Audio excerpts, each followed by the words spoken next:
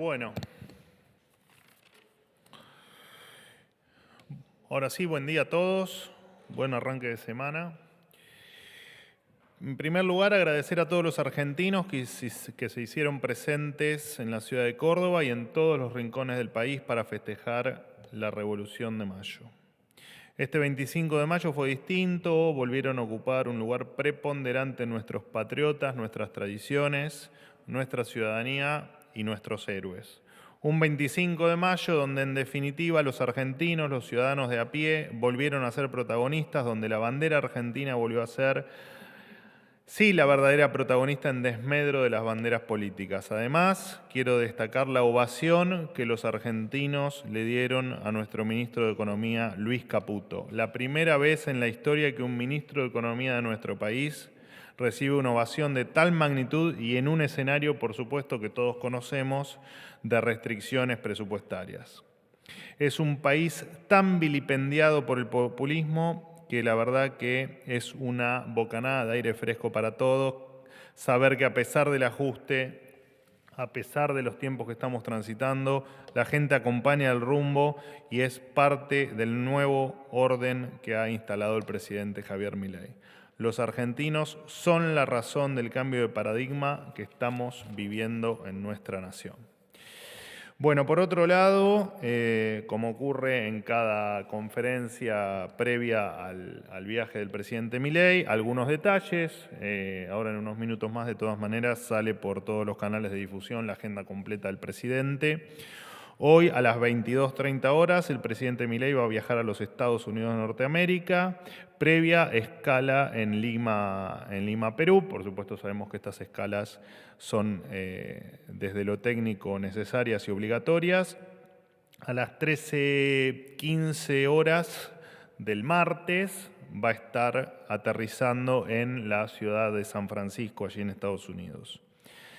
El miércoles les voy dando los puntos tal vez más relevantes, la agenda es más completa, pero les repito, Javier Lanari ahora se las va a pasar. 13:30 horas del miércoles, el presidente disertará en torno a unos 45 minutos en la institución Hoover de la Universidad de Stanford. 14:15 se va a reunir con el rector de la Universidad de Stanford y con la directora de la institución Hoover. 14:30 horas va a participar en un encuentro con profesores y expertos en política económica de dicha institución, la cual es reconocida como el centro de la defensa del capitalismo a nivel mundial. 15:30 se va a reunir con el CEO de Google, a las 18 horas con el director ejecutivo de Apple. A las 18:30 va a mantener un encuentro con 30 empresarios e inversores ligados a la inteligencia artificial. Todo esto el día miércoles. El día jueves, 14 horas, todo hora argentina. Después en la agenda está en horario local. Yo aquí se los estoy transmitiendo en horario de la República Argentina. El jueves a las 14 horas argentinas se va a reunir con empresarios de startups también del sector de inteligencia artificial. El jueves 20:15 se va a reunir con el CEO de Meta, el empresario Mark Zuckerberg. Y a las 18 horas del día viernes va a estar volando a El Salvador para participar de la asunción del segundo mandato del exitoso presidente Bukele. Y luego va a regresar de allí a la Argentina. Había alguna duda de que iba a volver a los Estados Unidos. No, desde El Salvador regresa a la Argentina. Solo como recordatorio, cuando culmine el viaje, el presidente se habrá reunido con los dueños de 4 de las 10 empresas con mayor capitalización del mercado del mundo en esta intención de volver a posicionar a Argentina en el mundo. Bien, nada más. Soy todo oídos. ¿Qué tal, vocero? ¿Cómo está? Hola, ¿qué haces? Bien. Sofía Rojas para la Agencia de Noticias Argentinas. Quería consultarle cuál va a ser el criterio que tendrá el gobierno para seleccionar a los representantes del Consejo de Mayo y si puede precisar cuáles van a ser las tareas del organismo, y en la misma línea consultar si ya hay una fecha estimada o una fecha ideal para la celebración del pacto con gobernadores, como lo fue en un principio el 25 de mayo. Gracias. Bueno, lamento decepcionarte para todas tus preguntas, pero por supuesto que no hay fecha. Todavía no sabemos el destino o cómo va a avanzar el último tramo de la ley base, de la aprobación de la ley bases, así que la última pregunta no te la puedo contestar. Y la primera pregunta tampoco, pero el criterio seguramente va a ser el de seguir respetando el federalismo y el que se escuchen todas las voces en la Argentina que viene en el post-ley bases, ¿no? Que, como dijo el presidente, en términos de cantidad de diversidad de reformas va a ser mucho más potente, si se quiere, que la ley base, solo en términos numéricos, ¿no? Estamos hablando de las 800 reformas que con la ley base estarían en vigencia versus las 3.200 que el presidente tiene estimadas que continúan a partir de la aprobación. Así que todas las preguntas difíciles de responder, pero por supuesto en cuando tengamos algún detalle, que entiendo que va a ser cuando efectivamente la ley base sea una realidad, se los voy a estar comentando. Hola, ¿qué tal? Hola, Manuel? ¿cómo andás, estás? Jaime? ¿Bien? Perdón, te corté ahí mientras tomabas. Bien, bien. Jaime Rosenberg para el Diario de la Nación. Consultarte por toda la polémica que está circulando alrededor de los alimentos acopiados en distintos depósitos. El juez Casanelo hizo un pedido al Ministerio de Capital para que presente el stock y elabore un plan de distribución de dichos alimentos en atención a tipo, cantidad, fecha de vencimiento, etcétera, y dio un plazo de 72 horas. Quería saber, qué va a hacer el gobierno en relación a este reparto de alimentos y si va a tomar en cuenta también la opinión del episcopado. Monseñor Ojea pidió ayer el reparto urgente de esos alimentos a los comedores. Gracias. Bueno, en primer lugar, nosotros siempre fuimos respetuosos y siempre lo vamos a hacer de la justicia, de los procesos judiciales y de la determinación que tengan los jueces, lo que no quiere decir que no utilicemos los instrumentos legales que estén a nuestro alcance en cuestiones en las que no estemos de acuerdo, como bien es este caso. Obviamente que vamos a apelar la resolución porque consideramos que esto no es una cuestión de índole judicial, sino una definición de política pública. Y la justicia no se puede entrometer en la política pública. Esto ya lo expliqué, entiendo que creo que el viernes. Estos alimentos son reservados de forma preventiva para emergencias o catástrofes. Aparte, esto no es una cuestión solo que ocurre en la Argentina, esto pasa en el resto de los países del mundo. Imagínate repartir todos los alimentos y que el día de mañana, Dios no lo permita, tengamos alguna catástrofe o alguna inundación o alguna cuestión que amerite la inmediata entrega de alimentos. Uno no puede no tener stock de estos alimentos, independientemente de que, como ustedes seguramente ya saben, de los famosos 5 millones de kilos de alimentos, 3.1 millones son o responden a yerba mate, comprada como dijimos la otra vez, por el gobierno anterior. No hay un solo alimento que se vaya a tirar a la basura y de hecho esto corre por dos carriles distintos porque hay una confusión, incluso gente que me ha insultado públicamente en lo personal, aclararle que por un carril van los alimentos que efectivamente terminan en los comedores y que sirven para asistir a los más vulnerables y a los que menos tienen, y otra muy diferente son aquellos alimentos con destino, de hecho por eso son todos alimentos no perecederos, porque efectivamente están destinados para otro fin.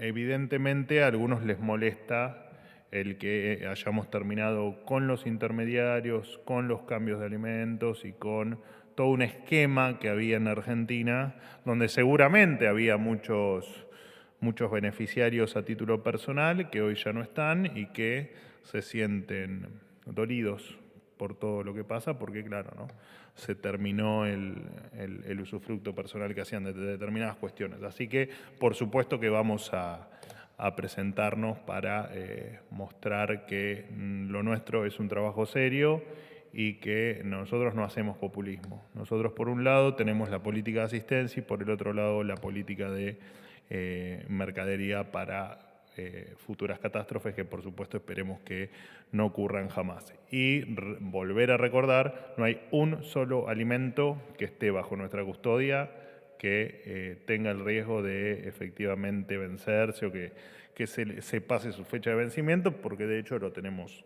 controlado. Manuel, buen día. Hola. ¿Cómo te va? Martín Muy Fernández bien. para Radio Ciudad. Quería preguntarte acerca de los rumores de salida del jefe de gabinete Nicolás Posse.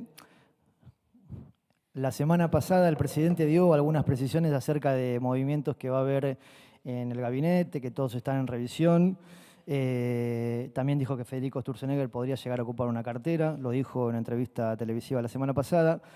No obstante esto, que todo el gabinete está en revisión, el presidente ha solido o ha hecho halagos en general cada vez que tuvo una intervención en actos públicos o en entrevistas para con algunos ministros y no para otros, para con vos, la ministra Patricia Bullrich, el ministro Luis Caputo, el ministro de Economía, no para otros, entre ellos el jefe de gabinete Nicolás Posse.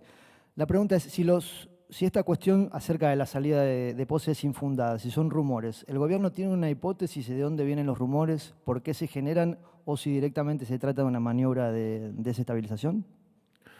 No, a ver, no tenemos ninguna hipótesis con respecto a de dónde pueden surgir las versiones. Lo que sí te puedo decir es que desde que yo estoy en este gobierno, que ocurren desde el 10 de diciembre rumores de que alguno de nosotros nos vamos, sí, yo siempre lo cuento, ha pasado incluso conmigo, ha pasado con Francos, ha pasado con Petovelo, ha pasado con Caputo, ha pasado con Posse y supongo que habrá pasado con alguno más que ahora no me viene a la mente. Así que no, por supuesto que no sabemos de dónde surgen esas versiones periodísticas, ¿no? Porque supongo que las deberían saber mejor ustedes que nosotros de dónde vienen esas versiones. Con respecto a lo subjetivo, porque en definitiva es subjetivo lo que decís en términos de, bueno, el presidente con quién muestra más afinidad o más apoyo o algún gesto diferente. Bueno, esas son cuestiones del momento y me parece que sí hay ministros que tal vez tienen un rol más preponderante, como puede ser Caputo. El tema económico, digamos, es un tema que venimos hablando desde hace meses, mucho antes de la asunción del presidente, que venimos hablando durante estos 5 meses y medio de gobierno, y seguiremos hablando durante 4 u 8 años más. Así que la verdad es que es razonable que ante el tamaño de trabajo que hace Caputo, ante los resultados que estamos viendo y ante el camino que estamos atravesando, el ministro Caputo hace un esfuerzo descomunal por llevarlo adelante, él y todo su equipo, por supuesto, no solo él. Así que es razonable que el presidente muestre la satisfacción de tenerlo en el equipo. Y me parece que eso se copia en el resto de los ministros. Ahora, después también dijeron que el sábado que el jefe de gabinete no iba a estar en el TEDEUM, después dijeron que iba a estar en el TEDEUM pero que no iba a viajar y terminó estando en el TEDEUM y viajando. Así que me parece que es más un tema de la prensa que de otra cosa. Y con respecto, ya te digo, al presidente, me parece que son situaciones de cada momento particular, pero el presidente es muy agradecido con el equipo que tiene, es muy demostrativo con el equipo que tiene y de hecho también lo hace en privado, no solo públicamente. Digo, por ahí vos justo o por televisión se ven determinadas cosas que en privado es mucho más amplio incluso ese reconocimiento que nos hace. Así que me parece que no es para detenerse en ningún detalle. No sé si me habías hecho alguna otra pregunta. Está todo contestado. Gracias. Buen día. ¿Cómo anda? Gustavo Guarap, Sitio Andino, Mendoza. No, le pregunto desde lo político, ¿cómo se relaciona el llamado desde lo político, el llamado del presidente desde Córdoba y el posible relevo de ministros? ¿Qué relación hay? Y el otro tema, el gobierno no nombra funcionarios en ciertas áreas del Estado. ¿Es porque piensa que puede haber o habría más despidos y cierre de estructuras en lo estatal? Bueno, más despidos va a haber, digamos, con seguridad. De hecho, lo dijimos que iba a haber una segunda revisión que iba a tener efecto o que se le iba a dar curso el 30 de junio. Así que sí, efectivamente eso va a seguir pasando. A ver, casi como un proceso permanente y eterno, ¿no? Esto de ir revisando cómo es el funcionamiento de determinadas áreas, qué valor agregan, en tal caso si la dotación es la correcta y si no, se corrige. Eso va a seguir pasando, lo que no quita que cada 3 meses nosotros vayamos ejecutando como el nuevo paso en esta limpieza de la plana estatal. Y es sano, aparte que así sea, ¿no? Es sano que efectivamente se revise cada una de las áreas, cada uno de los rincones del Estado y ver si efectivamente están funcionando bien con la dotación asignada o no. Con respecto a la cuestión de por un lado el llamado y por el otro lado el tema de los ministros, la verdad es que me parece que es exactamente lo mismo. Digo, no hay ninguna incoherencia o ninguna contraposición entre una cuestión y otra.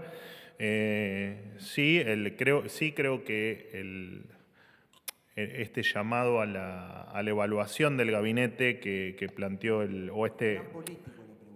No, está bien, pero yo, digamos, respondo con la verdad de lo que ocurre. Después ustedes verán si lo que digo es político o no.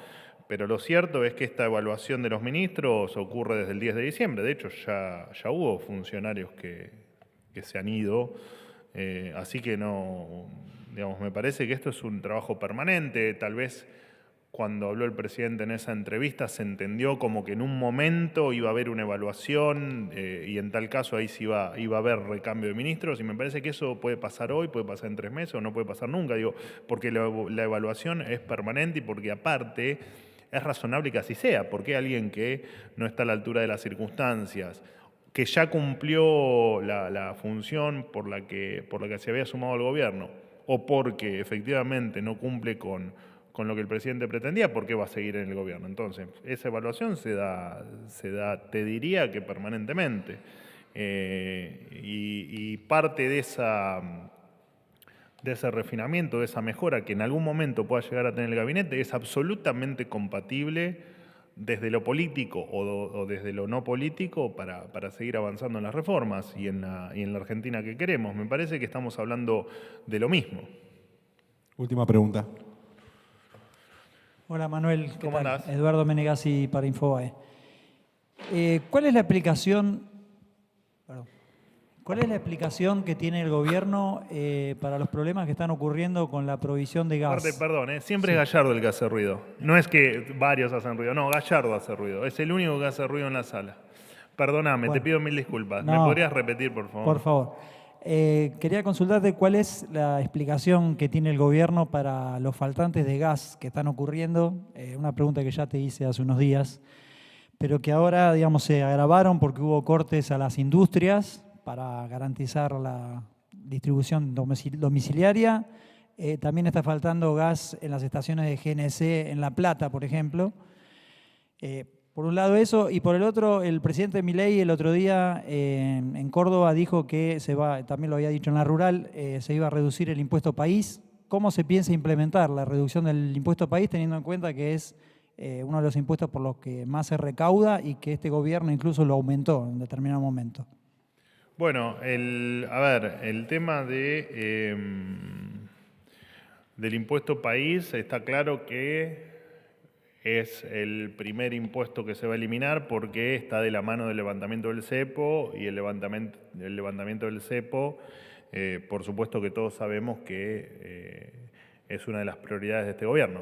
Por lo tanto, está claro que además el cepo va a permitir darle impulso también al crecimiento y todo esto va a hacer a que después de eliminar el impuesto país, levantar el cepo y crecer, obviamente que, esto no es ni más ni menos que lo que se dijo en campaña, no nos estamos moviendo ni medio centímetro de la idea de quitarle cada vez más presión al sector privado y al contribuyente. Por supuesto que primero había que eliminar el impuesto más brutal que puede tener una economía, que es la inflación. Como digo siempre, es el más brutal, primero porque no está legislado y después porque le pega a los que menos tienen. Y después empezar a corregir este delirio que es Argentina en materia impositiva. De hecho, muchas veces les conté que el último paso que tenemos por dar es el de la reforma integral del sistema tributario, que se va a dar en el final del camino, pero en el medio vamos a ir eliminando o corrigiendo cuestiones que, por supuesto, también son distorsivas y que no le hacen bien a la economía argentina. Primero el impuesto inflacionario, y después lo próximo que sigue, por supuesto, es el impuesto país, que va a estar de la mano, por supuesto, con el levantamiento del cepo. Y bueno, y después el presidente ha nombrado otros impuestos que bueno, cada cual en su llegado el momento serán reducidos o eliminados. Con respecto al gas, yo lo explicamos acá el año pasado, hay por supuesto un faltante de inversión que hace que cuando la demanda aumenta, obviamente en virtud de la situación climática, se tenga que restringir o se tenga que efectivamente decidir ante la falta de estructura, no de productos, sino ante la falta de estructura y de los problemas que tenemos para el transporte, o la falta de estructura en el transporte, tenemos que efectivamente lo que se hace y se hace siempre, digamos, tampoco es una cuestión de este gobierno, es efectivamente priorizar hacia dónde, qué demanda cubrís primero, por ejemplo, la domiciliaria, y qué demanda cubrís de una manera no prioritaria, como puede ser algún sector de la industria o algún otro uso que se le dé al gas. Así que no es ni más ni menos que eso, y te repito, la semana que viene, futurología no hago. La semana pasada dimos alguna explicación de efectivamente qué era lo que estaba pasando con el tema del gas, qué había pasado con el tema del gas en relación a que algunas estaciones de servicio de hecho, acá me estoy fijando, creo que el viernes pasado Energía sacó un comunicado también con una breve explicación de lo que estaba pasando. Bueno, señores, muchísimas gracias. Hasta luego.